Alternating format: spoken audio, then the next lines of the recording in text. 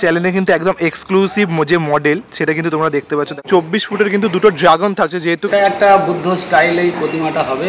এটা কিন্তু পুরোটা 50 ফিটে কিন্তু একটি শোয়ানো বুদ্ধ মূর্তি থাকছে। থাইল্যান্ডের ব্লু টেম্পল এবার পুজোর অনুভব। তো বন্ধুরা, আপনারা দেখছেন বাঙালি মানে কেস ব্লগার, যেখানে কিন্তু খাওয়া দাওয়া থেকে শুরু করে পুজো পর্ব সবটাই দেখা দেখি। আর আজ কিন্তু আমরা চলে এসেছি তারাপুকুর আদি সার্বজনীন ক্লাবের ঠিক সামনে। আগের বছর কিন্তু তাদের উপস্থাপনা ছিল এক টুকরো বর্ণময় ব্যানার হাউস, যেটা করে কিন্তু দর্শনার্থীদের মন কিন্তু সাড়া ফেলে দিয়েছিল। এবছর তাদের ভাবনায় রয়েছে থাইল্যান্ডের নীল মন্দির, যেটা কিন্তু পৃথিবীতে মাত্র একটাই রয়েছে।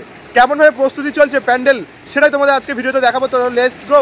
ওইদিকে কিন্তু রয়েছে আগরপাড়া স্টেশন, 4 নম্বর প্ল্যাটফর্ম থেকে কিছুটা বেরিয়ে কিন্তু পড়ে যাবে এই তারাপুকুর আদি সার্বজনীন। দেখতে পাচ্ছ এখানে কিন্তু সেই জলের ওপর কিন্তু আগের বছর বর্ণময় বেনারস হয়েছিল, আর এবছর কিন্তু নীল মন্দিরের যে উপস্থাপন সেটা কিন্তু এখানে কমপ্লিট করা হচ্ছে। দেখতে পাচ্ছ পুরোটাই কিন্তু একটু পুকুর, দেখো জলাশয়, ছোট্ট পুকুরের ওপরে কিন্তু পুরো মন্দিরটা কিন্তু গড়ে উঠবে। সেই জুন জগন্নাথ দেবের স্নানযাত্রার দিন কিন্তু এখানে খুঁটি পুজো হয়েছিল, যেটা কিন্তু আমি কভার করতে এসেছিলাম। আর তার সাথে কিন্তু রয়েছে, দেখতে পাচ্ছ এবছর কিন্তু ভাবনা রয়েছে পার্থদা আর সুকান্তদা কিন্তু রয়েছে প্রতিমা শিল্পীতে। আর এবছরের থিমের নাম দেওয়া হয়েছে নীলে বিলীন।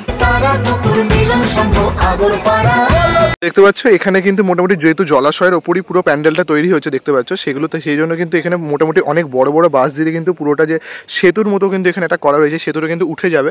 আমরা কিন্তু দর্শনার্থীরা ওইভাবে কিন্তু ঘুরে এই মন্দিরটা কিন্তু দর্শন করবো। পুরো দেখতে পাচ্ছ নীল মন্দিরটা কিন্তু তৈরি করা হচ্ছে, যেমন কিন্তু কল্যাণীতে কিন্তু আমরা যেমন দেখে থাকছি যে ব্যাংককের যে অরুণ মন্দির, যেটা একটা বুদ্ধ মন্দির, যেটা কিন্তু ঝিনুকের চমক থাকছে। আর এখানে কি চমক থাকছে সেটাও কিন্তু আমরা জানবো শিল্পী পার্থ মাইতির কাছ থেকে।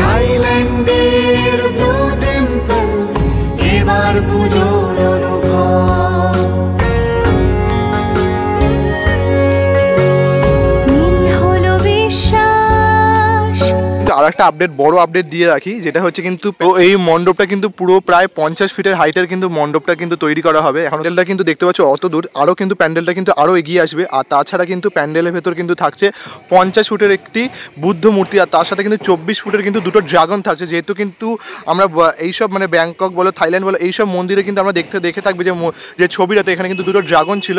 তো সেই দুটো ড্রাগনও কিন্তু 24 ফুটের দুটো ড্রাগন কিন্তু এখানে বসানো হবে।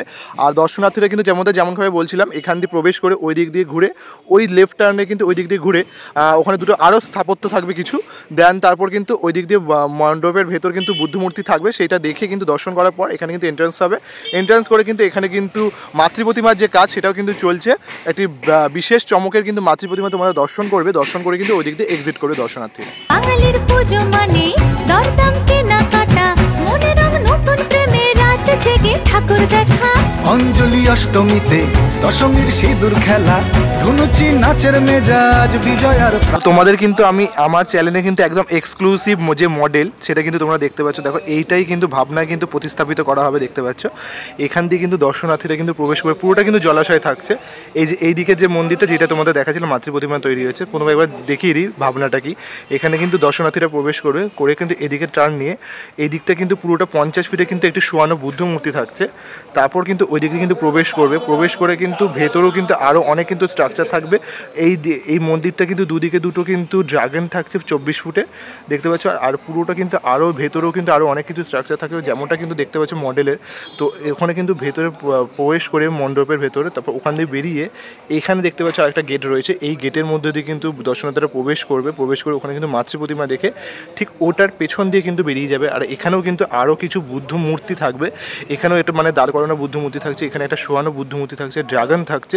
যেমনটা কিন্তু তোমরা কিন্তু সার্চ করে দেখতে পাবে যে গুগলে, যেমন ভেতরে ডিজাইন থাকছে, ড্রাগনের ডিজাইন বা আরও কিছু যে ডিজাইন থাকছে, সেগুলো কিন্তু সমস্তটা কিন্তু এখানে কিন্তু প্রতিস্থাপন করা হবে। দিগন্ত এসে অনন্তে মিশে খুঁজে পায় তার মিল। আকাশের এখানে দেখতে পাচ্ছ যে খুঁটিটা আগামী কিন্তু 21শে জুন কিন্তু এই খুঁটি পুজোর মাধ্যমে কিন্তু আস্তে আস্তে প্যান্ডেল প্রস্তুতির যে কাজ সেটা কিন্তু শুরু হয়েছিল। আর এখানে কিন্তু দেখতে পাচ্ছি যে কাজ চলছে মাতৃপ্রতিমা বানানোর কাজ। মাতৃপ্রতিমা কিন্তু তোমাদের এখন দেখানো যাবে না, কিছু রেস্ট্রিকশন রয়েছে। আর তাছাড়া কিন্তু আরও কিছুদিন পর যখন মাতৃপ্রতিমা আরও গড়াবে তখন দেখাবো। দেখতে পাচ্ছি এখানে মাটি রয়েছে, এদিকে খড়ের কাজ, আর ওইদিকে কিন্তু শিল্পীরা কিন্তু কাজ করছে। আর আস্তে আস্তে কিন্তু আরও যখন ফুটে উঠবে, আস্তে আস্তে কাজ আরও এগোবে, তখন কিন্তু তোমাদের সাথে আরেকবার শেয়ার করবো। তো এখন কিন্তু আমরা পেয়ে গেছি নীলে বিলীন যে থিম হচ্ছে, সেখানকার যে প্রতিমা শিল্পী রয়েছে সুকান্তদা। তো সুকান্তদা, প্রথমে জিজ্ঞেস করব আপনি কেমন আছেন? আমি খুব ভালো আছি। তো আগের বছর কিন্তু এখানে বর্ণময় বেনারসে কিন্তু প্রদীপ রুদ্রপালের যে মার্বেলের প্রতিমা হয়েছিল, এবছর আপনার হাত ধরে এখানে কি চমক থাকছে প্রতিমায়? এখানে চমক হচ্ছে প্রথম হচ্ছে আমাদের যে প্যান্ডেল ভাবনা নীলে বিলীন, এই নীলে বিলীনকেই আমরা মাথায় রেখে এই দুর্গা প্রতিমাটা বানানো হচ্ছে। তো সেটা একটা বুদ্ধ স্টাইলেই প্রতিমাটা হবে এবং তারই কিছু ডিজাইন পার্টও থাকবে ওই থিমকেই মাথায় রেখে। আচ্ছা, আর প্রতিমার মধ্যে আর কি কি মানে নতুনত্ব কি ফুটে তোলা হচ্ছে এবারে? বিভিন্ন রকমভাবে কাইনেটিক্স থাকতেই পারে, সেটা দিন গড়ালেই বোঝা যাবে। আচ্ছা, মানে ক্রমশ প্রকাশ্য?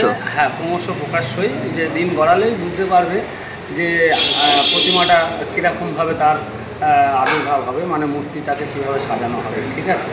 আচ্ছা, আর দর্শনার্থীদের উদ্দেশ্যে কি বার্তা থাকছে আপনার থেকে? আমি দর্শনার্থীদের কাছে এটাই বলবো যে আসুন, আপনারা নীলে বিলীন তার দিনের সঙ্গেই সামঞ্জস্য রেখে আমার প্রতিমা, এবং সেটা তার মাধুর্য প্রত্যেকটা দিনই তার গড়ে উঠছে এবং সুন্দরভাবে নতুন ভাবনা এবং নতুনভাবে সৃষ্টি করা হচ্ছে।